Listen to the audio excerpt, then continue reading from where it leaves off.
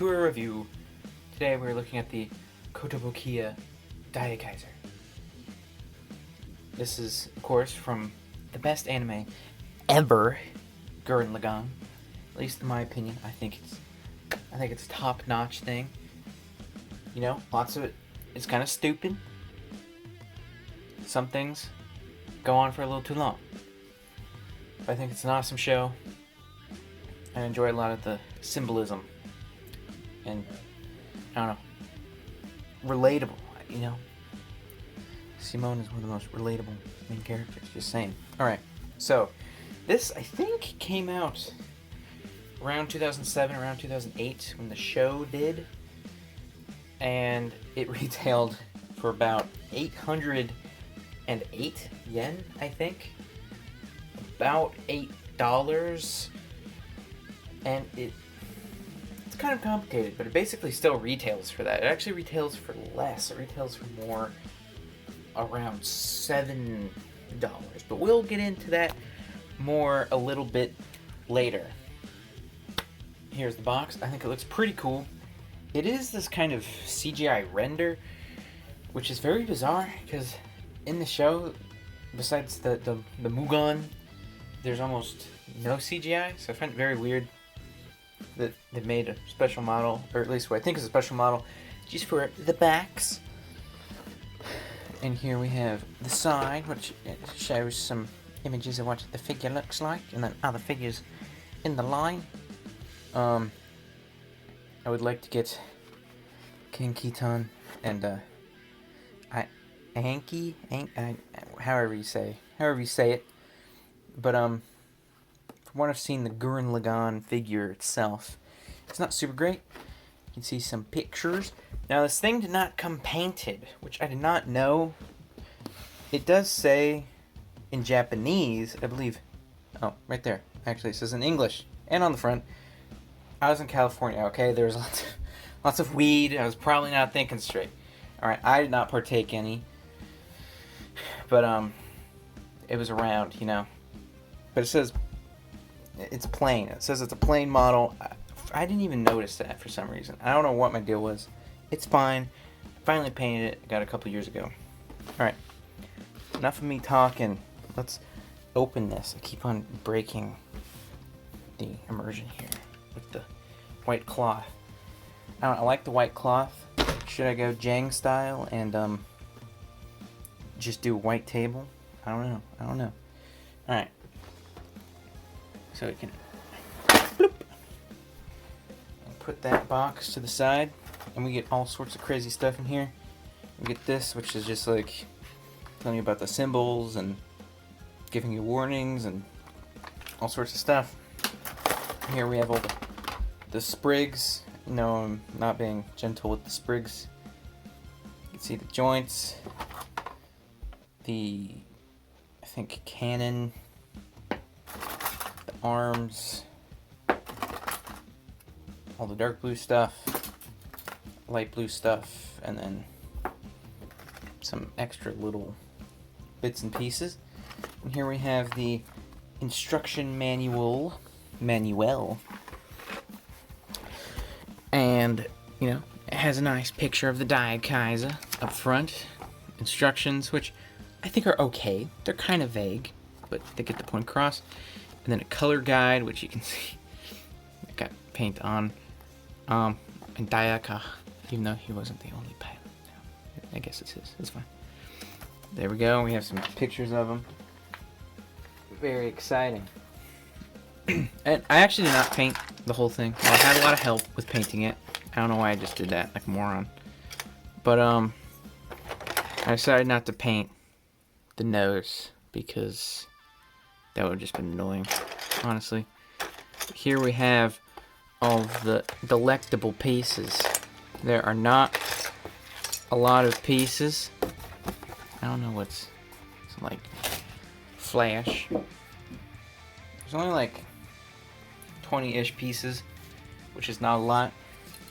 So it's not going to take super long. I'll do a speed build. I'm thinking about doing some more kind of Gundam assembly videos in the future. And I don't know how many of those I'm going to actually do full speed builds of, because some of those models take an incredibly long time. Like the new Gurren Lagann figure that just came out.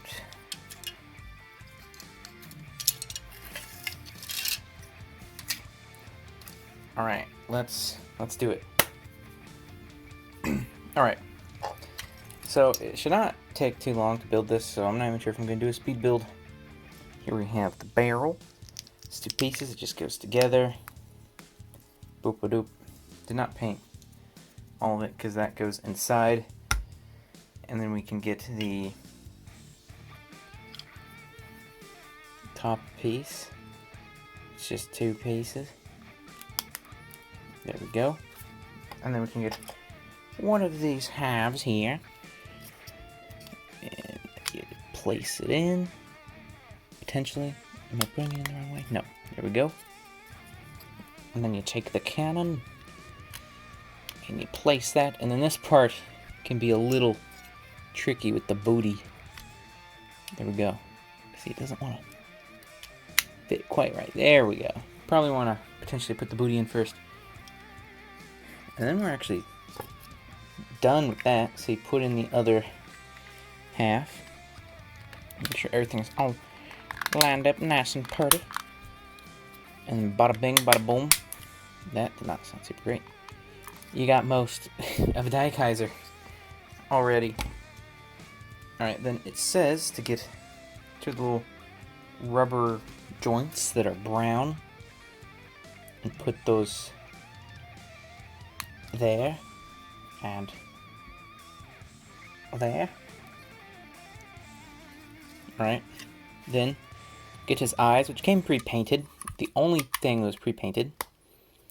I must say, the barrel should have been 4 pieces because it was a pain in the ass to paint. Alright, then you want to take this, which I did not decide to paint, and it fits pretty snugly. And there you go, you basically have it all done. And I think this could be a cool head in and of itself, honestly. I don't know, the feet get me every time. Alright, the arms are super simple. You take the 2 pieces. You snap them together. That's it for the arms, basically. You also take this joint. This is actually the first time I'm assembling it while painted. You take the other arm. It's identical. I feel like the arms came out pretty well in the paint department.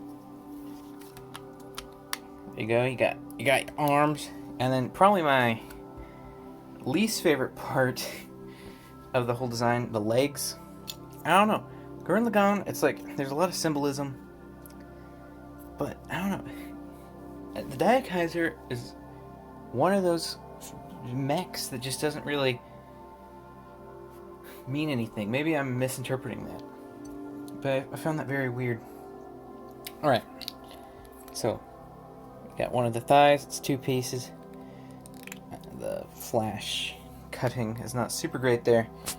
I was in California when I built it the first time. You take one of these very bizarre joints, and you take one of the feet. I do feel like the wash on the feet came out pretty well. And then you place it. Whoa! That was scary. I might have to do this a little bit off camera. There we go. There we go. And the other thigh. Boop. And actually, it'll be more easy if we just... What? Come on. There we go. I know that's off camera, but it's all good. Boom. Kadoom. There we go. We have the little Dayakkaiser all done. Pretty easy. That only took a couple minutes. It took a lot longer to paint.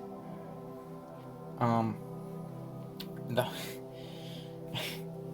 it's pretty frustrating to paint. Again, I had a lot of help doing it, but the barrel was especially annoying. And the arms just took a very long time. I feel like the arms look really good though. And the whole figure is just very bizarre. Let's get a little bit lower here. And, you know, we'll bring out your boy, Tahu. Here, come on, Tahu, stand up straight. Use your yes ma'ams and no sirs. You can see the Dayakkaiser is a pretty short little mech.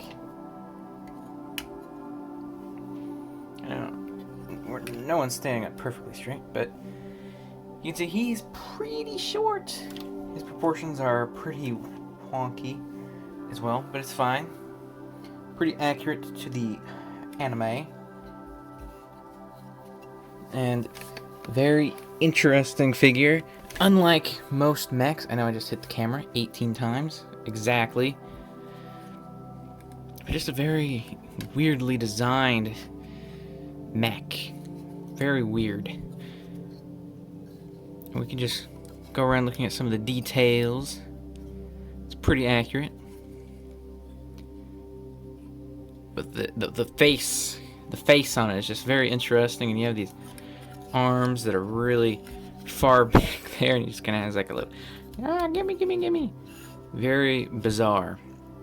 His articulation is kind of not a lot. He only has 6 points. He has these weird ball joints up here, so it can go up and down that much, and then they can rotate 360. And then he has thighs that can splay out that much. It can go in that much, and then it can go forward, and not that far back. And his feet can rock. You can see that's actually kind of falling out. They can rock a little bit, but mostly they can just rotate around. That's all I really have to say about the Dayakkaiser. It's pretty cool. He can aim around. The weird cow catcher thing looks pretty good. Very short building experience. It's fun though, especially the first time. I believe, as of the recording of this video, this is the only Dayakkaiser figure in existence. So that's pretty special. So if you're a hardcore Dayakkaiser fan, I would say get it. The prices for these are all over the place. I'm trying to get... I have Hookie in this corner over here. Oh no. Okay. Alright. Well, that fell. The secondhand price for these, a lot of times because they're painted, is extremely expensive. You can find... I looked up the secondhand prices for these figures, and a lot of times it's like around $40. But then for some of the other figures, it's like $70. I saw some going for like $140. Like, what's up with that?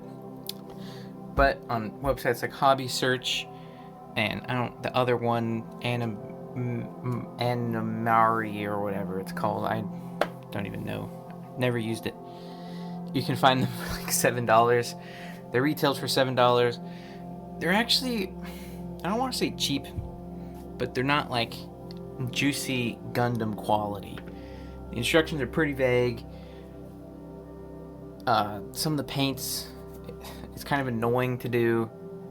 It's not a lot of pieces, not a lot of articulation. It looks good, but it can be frustrating at times. So I would recommend them. If you can get them for like the retail price, I would say definitely. I bought them in California in little Tokyo for $20. Kind of a lot, I know, but I never heard about them. It was the first time I ever saw a Gurren Lagann figure anywhere, so I was just like, yes, I need to invest. And I'm happy with that. Alright, that's all I have to say. So, peace out.